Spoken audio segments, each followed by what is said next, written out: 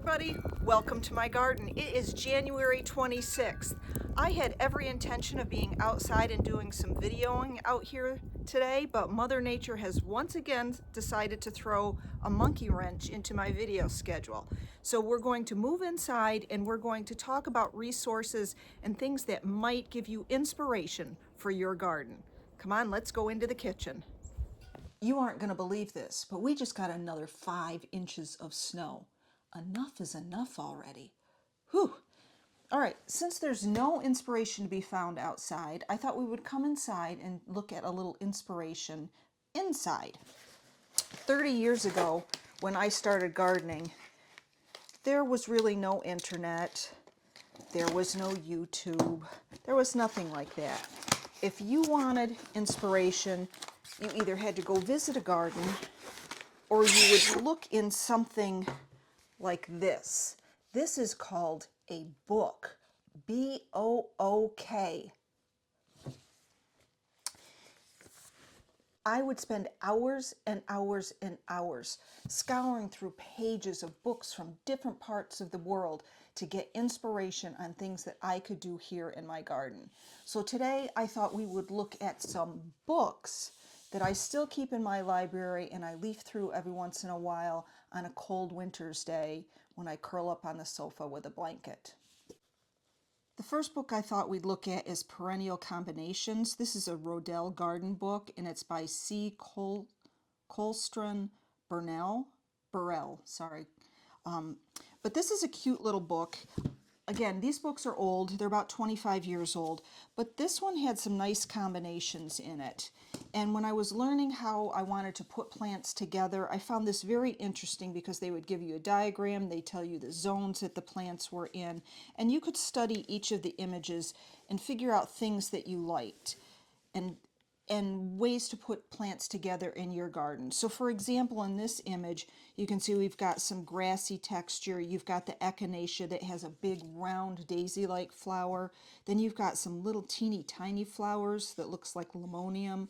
You've got some lamb's ears, and then you've got some Perovskia Russian sage that ties that purple in together. And I just thought it was a nice way to learn about ways to put different plant combinations together by using things like texture. And texture really becomes important in shade gardens where you don't really have a lot of flowers, so you really are relying heavily on leaves. And realistically, even when you're doing a flower garden, you really should be looking at leaves because these only last 4 or 6 weeks at a time, the flowers, and then you're left with the foliage the rest of the season. So you really want to make a combination of flowers and foliage. But again, I thought this was a cute little book. I still refer to it from time to time to get inspiration. Even though it is 25 years old, a lot of the combinations are still valid, but maybe there's some better plants on the market than there were 25 years ago.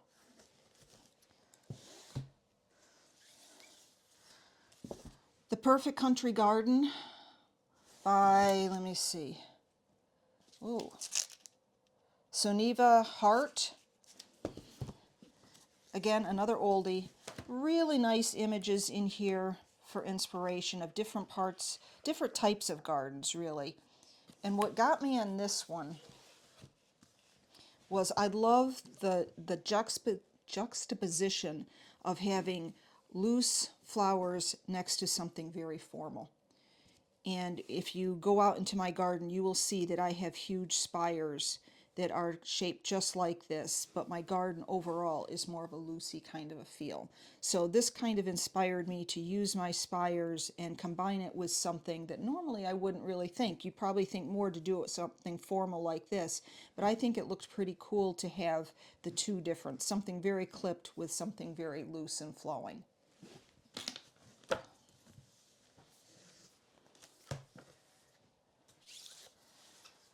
Sissinghurst. Oh, don't we all want to go to Sissinghurst?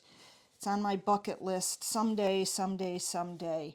Beautiful images here, all different kinds of gardens that you can look at from Sissinghurst. Just wonderful plant combinations. But what I really found interesting in this book was the fact that they would give you diagrams So they tell you basically what kind of plants are in here, and then when you go into the back, they have the plants broken down and they tell you what zones they are hardy to. And I think that is just awesome for a reference book to do that, especially an English book, an English garden where they really don't use the hardiness zones like we do, but I could go through and look at this, and if I saw a plant that I liked, I could look at it right away and look it up and say, oh, does it fit my zone? Does it not fit my zone? Maybe it's an annual, maybe it's a perennial, but I could do a lot of research. So I'd flip through these books, get inspiration, try and figure out what plants they're featuring in the pictures, and then go and look them up to see which ones are hardy in my zone. Sissinghurst. It should be on everybody's bucket list. This little book, Better Homes and Garden, Creating Style, this is a really nice little book. It's got a lot of cute little pictures in it, but it also has some nice information. You know, understanding your garden. If you're new to gardening, this is pretty, gives you some basic information. There's scale, there's mass and void, time. But what really helped me in the beginning was this color wheel and understanding cool colors and bright colors and how colors go together and mix and what makes a pleasing combination. And this color wheel was very helpful. But there's all different kinds of things in this book. If you're new to gardening and you're looking at setting up some perennial gardens, I would get this book. It's a cute little one. Lots of nice little information that'll get you going. And that is Better Homes and Garden. Let me see. The Pleasure of Gardening, Creating Style. Nice little book. Sorry about the glare that we're getting here on the pictures, but nice little book. Then we have Garden Ideas, Creative Design Solutions by Carol Spire and Warren Schultz. Another nice book with some beautiful pictures for inspiration. This one had a whole bunch of things on window boxes. So I bet when I grabbed this, I was trying to figure out different combinations for window boxes because our old house had window boxes on it. So I'm guessing that's why I grabbed it. But then leafing through, there's all kinds of wonderful images in here for inspiration. This one might not look like anything much to you guys, but I loved the way you had the big expanse of lawn, you have the tree coming out of the lawn, and then the garden is featured in the background. I loved that. Loved it, loved it, loved it. And in the summertime, I'll show you pictures of my garden where I have a section, my version of this. It's not quite as nice as this, but my version of this. And then the other thing that I thought was really interesting in this book is I loved the round pond. And again, you will see that I have in my courtyard a round pond that I made out of a stock tank. So this was my inspiration for part of that garden. So you can get inspiration from all different things, even if it's just, oh, I like a round pond. Where can I put a round pond? Doesn't have to have the same configuration around it, but just something as simple as that was enough to make me want to buy the book. So that is Garden Ideas. Now we get into Rosemary Verey. Oh, Rosemary Verey. Loved her books. I think I've read these cover to cover a couple times. I just found them so inspirational. And this is Making of a Garden. And again, I was very inspired by English gardens. It's really what I strive to do because I really love my perennials. I'm trying to do 3 seasons of interest with perennials. And what is wonderful about this book, I just loved it. Again, they have the diagrams and they have a list of the plants. And this book is filled with it. And this, I think I've spent hours and hours and hours just staring at this picture. I love it. I would love to have been able to put something like this, and I think it would look so beautiful with a light layer of snow. not 3 feet of snow, just a light layer. But there's all kinds of pictures in here that can just give you inspiration. Love it so, so much. Again, diagrams with the kinds of plants that are on there. And that just was so helpful for me when I was starting out. Now, granted, in England, they have a totally different climate than we do. And we can't grow a lot of the plants that they grow, but we can grow some of them. You know, if you look at this, we can grow tulips. We can do that. As a matter of fact, we can do really good with tulips here because we have that cold weather that the tulips really prefer. But, you know, daylilies, we have those. Smoke bush, we have smoke bush. Poppies, we have poppies. We have a lot of these things. That looks like baptisia. Poppies. You know, you can do this. You just need to get the books, look at them, and study them. And I did that. I really studied plants. Again, there's your diagram with a list of plants. It really does teach you how to put things together. And you'll notice that in her diagrams, you know, they're big swaths of plantings. It's not just one of this or one of that. It's a big section of something. So you can pick up a lot from looking at these professional plans. But I love my Rosemary Verey. Really, really good book. Then we have again another Rosemary Verey, English Country Gardens. So we open this one up, and again, you know, ferns, we can grow ferns. We can do this. It's not all out of our range.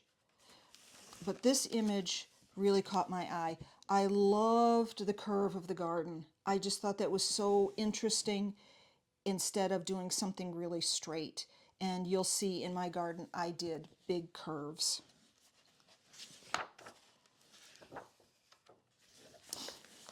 This was another photo that inspired me, a big swath of daffodils. Now, I have out in my front garden along the road, I have a row of crabapple trees, and underneath it I have planted white daffodils. I put probably 1,000 daffodils out there a couple years ago that originally came from my mother's house. So this was the inspiration for putting those daffodils underneath the crabapples. But again, beautiful. Cosmos. We have cosmos. We can do this. We might not be able to afford a statue like that, but we can do the plants. Hydrangeas. Red hot poker. Verbascum. Looks like some dahlias in there. Canna leaves. You know, we can do it. That looks like verbena, nicotiana. These are plants that we can do. We can do this. Who says you can't have an English garden in upstate New York? You just need to do some planning. And that's what this whole series is about, is planning your garden. So, strongly recommend another Rosemary Verey. Rosemary Verey's Good Planting Plans, another one that I just spent hours and hours looking at. You can see beautiful images and, again, diagrams listing the plants. So realistically, if you wanted to copy this, you could. And then people would think you're as good as Rosemary Verey. But it really is wonderful that they have the list of the plants. And I love this. And I've got to be honest, let me see, I'll flip to this image here. I loved this plan. I don't know what about it, I just loved it. And in my garden, I copied this section. As you walk through my perennial garden, I have my benches, I have my spires around here, and then I have a pond in the center. But I didn't realize I was copying it when I was putting it in. It's just something that this must have stuck in my mind because I studied it so much that that shape just automatically went in when I was doing that part of the garden. So again, thank you, Rosemary. and, you know, just planting plans that you can learn so much from, so much from. Can't recommend a book with a diagram with really nice plants in it enough. So those are my inspirational books that I still keep in my stash here. Now I want to talk about reference books, really short and sweet. Again, these are oldies but goodies. These were school reference books, I believe out of the University of Georgia, because Michael Dirr and Allan Armitage were professors there, and I believe these are the textbooks that they required their students to use. Now, the Dirr book is all about woody plants. So when I was putting in my garden, if I was looking for a crabapple tree, I would open up this book, I would find the crabapple section, and I could read about it, and I could find out whether the variety that was at the store that I was looking at was disease resistant. I could find out all different kinds of things about the different types of plants and trees and shrubs around. So I loved this book, learned so much from it. And even though it's 25 years old, I do pull it out from time to time because you just can't get this much information out of the internet quickly. And like I said, even though this is outdated and it doesn't have the newest variety of many things on there, it will still tell you some of the old varieties that were really good. So I never went anywhere without my Dirr book, especially when I was tree shopping. And actually when I was tree shopping, I would ask them, hey, do you have a copy of the Dirr book, so I could double check and look at it while I was there. But learned an awful lot from the Dirr book. And the book that I got the most out of, absolutely most, was Herbaceous Perennial Plants by Allan Armitage. Now, if anybody knows Dr. Armitage, he is University of Georgia, and he is kind of like the cut flower guru. He's written many books. At the university, they do a lot of test trials on annuals, and he wrote a book on perennials. And this book, I look at it, it's my Bible. It's falling apart, terrible. But I kept this in my car with me when I was perennial shopping. And anytime I stopped and looked at a perennial, I had this book with me, and I would open it up and I would read about it because it covers everything. It told you every kind of variety of perennial that was out there and what was a good thing about it, what was a bad thing about it. Like I said, this was my Bible. This has saved me so much in buying bad plants that I can't thank Dr. Armitage enough for taking the time to write this book. Like I said, it's outdated now, but I keep it because this is so special to me. It's like my Bible. Now, nowadays, you can get on the internet and look things up, so I would strongly suggest you do that when you're looking for plants now, but I still I'm a book girl. I like my books. Now, if you don't mind, I'm going to go and take my copy of Private Gardens of Philadelphia and go grab a cup of tea and sit down with a blanket and look through these beautiful pictures and get inspired. So I hope I've given you some thoughts on where you can get inspiration from books. Again, that's B-O-O-K-S. Really recommend them. They're wonderful and they last a long time. And you don't forget the pictures in your phone, so you always have them at your fingertips, and they look wonderful on the shelf. So anyway, hope you enjoyed this video. Please like and subscribe and follow along as we continue on our journey of planning your garden. Take care, and we'll see you in the next video. Bye-bye.